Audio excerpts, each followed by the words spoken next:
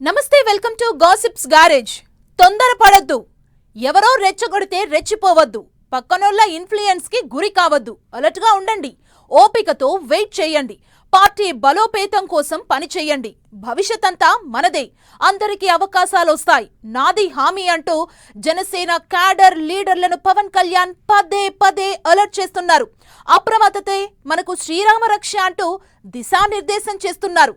Party నేతలకు Pawan directions వెనుక future plan ఏంటి? పార్టీపై పవన్ ఎందుకింత స్పెషల్ ఫోకస్ పెట్టినట్లు?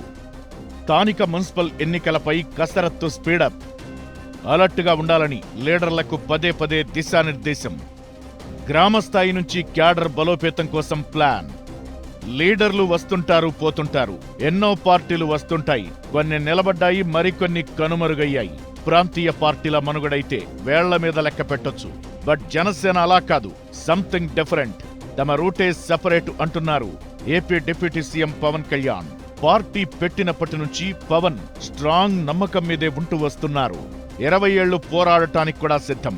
కానీ వన్స్ వి స్టెప్ ఇన్, పాతుకుపోతామంటూ చెప్పుకొచ్చారు.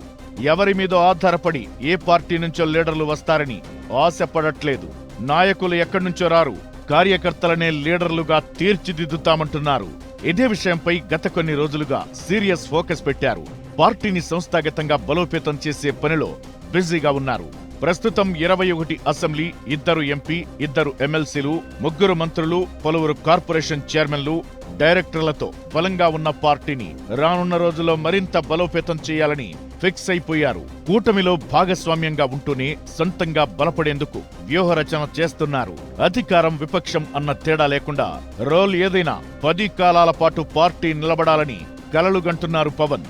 ఇందుకోసం గ్రామస్థాయి నుంచి రాష్ట్ర స్థాయి వరకు పార్టీ పటిష్టతపై ఫోకస్ పెట్టి పార్టీ కమిటీలు, నియామక ప్రక్రియను ఇప్పటికే ప్రారంభించారు. మార్చి 14న జనసేన ఆవిర్భావ దినోత్సవం నాటికి కమిటీలు ఏర్పాటు పూర్తి చేయాలని డెడ్ లైన్ పెట్టారు. పార్టీలో జరుగుతున్న కొన్ని అంతర్గత సంఘటనలపైన పవన్ దృష్టి పెట్టారట. వీటిపై తీసుకోవాల్సిన చర్యలు, జాగ్రత్తలపై జనసేన నేతలతో ఇటీవలే పవన్ సమావేశం నిర్వహించారు. కొందరు పార్టీ నేతల చుట్టూ ఉన్న వివాదాలు, ఆర్థిక వ్యక్తిగత ఘర్షణలు, మానసిక బలహీనతలు, వ్యక్తిగత కుల విభేదాలు, వివాహేతర సంబంధాల విషయంలో జరుగుతున్న గొడవలపై పవన్ ఆరా తీసినట్లు ఇన్సైడ్ టాక్. అలాంటివన్నీ వ్యక్తిగత అంశాలుగా మాత్రమే చూడాలని, పార్టీ పరంగా వారిపై యాక్షన్ తీసుకోవాలని ముఖ్య నేతలకు సూచించారు పవన్.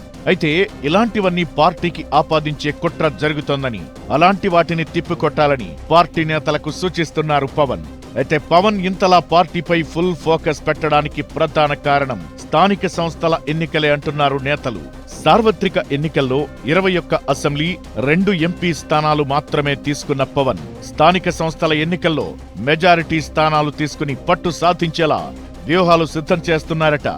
కూటమిలో భాగంగా జనసేనకు బలం ఉన్న చోట్ల ఎక్కువ స్థానాల్లో పోటీ చేసే యోచనలో ఉన్నారట. మార్చిలోపు పార్టీ నిర్మాణం పూర్తి చేసి స్థానిక ఎన్నికల్లో సత్తా చాటాలనేది పవన్ ఆలోచనగా చెబుతున్నారు. Politics is always dynamics. రాజకీయాలు ఎప్పుడూ ఒకేలా ఉండవు. ఎప్పటికప్పుడు పరిస్థితులను బట్టి మారుతూనే ఉంటాయి. పాలిటిక్స్ ఎప్పుడు ఎలా ఉంటాయో ఎవరూ చెప్పలేని పరిస్థితి. పైగా ప్రెజెంట్ పాలిటిక్స్ అయితే వెరీ డిఫరెంట్.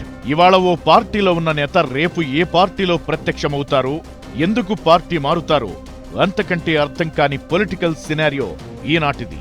రాజకీయం అంటే అవసరాలు, ఇచ్చిపుచ్చుకోవడాలు అన్నట్లుగా మారిపోయిన సిచ్యువేషన్. కానీ జనసేన పుట్టుక వేరు, అది నడుస్తున్న తీరు వేరు. ఓ లక్ష్యం కోసం, రాష్ట్ర దేశ భవిష్యత్ కోసమే తాను రాజకీయాల్లోకి వచ్చానని చెబుతుంటారు పవన్ కళ్యాణ్. తానే 2 చోట్ల ఓడినా ఆయన పార్టీ ఎక్కువ రోజులు ఉండదని విమర్శలొచ్చినా ఆయనెక్కడా తగ్గలేదు. పదవుల కోసం ఆరాటపడలేదు. కానీ పార్టీని మాత్రం లైమ్ లైట్ లో ఉంచుతూ వచ్చారు. ఎందుకంటే గతంలో ఎంతో మంది పార్టీలు పెట్టి కొన్ని రోజులు పాలిటిక్స్ లో ఉండి తిరిగి బ్యాక్ టు పెవిలియన్ అన్నవారున్నారు. కానీ పవన్ రూటు సెపరేటు. ఆయనదంతా ఫ్యూచర్ ప్లాన్. అధికారం, ప్రతిపక్షం అనే మాటల కంటే మంచి కోసం మార్పు అనే లైన్లోనే పనిచేసుకుంటూ వస్తున్న సేనాని ఇప్పుడు సరికొత్త స్కెచ్ వేస్తున్నారట. జనసేన అనేది అధికారం కోసం, అవసరాల కోసం ఏర్పడలేదని ప్రూవ్ చేసేందుకు రాబోయే తరానికి మంచి నేతలను, మంచి రాజకీయ సంప్రదాయాలను అందించేలా ఫ్యూచర్ ప్లాన్ రెడీ చేశారట. అందుకు స్థానిక సంస్థల ఎన్నికలను, మున్సిపల్స్ ను అస్త్రంగా మార్చుకోవాలని భావిస్తున్నారట సేనాని. పవన్ స్ట్రాటజీస్ ఎంతవరకు వర్కౌట్ అవుతాయో చూడాలి మరి.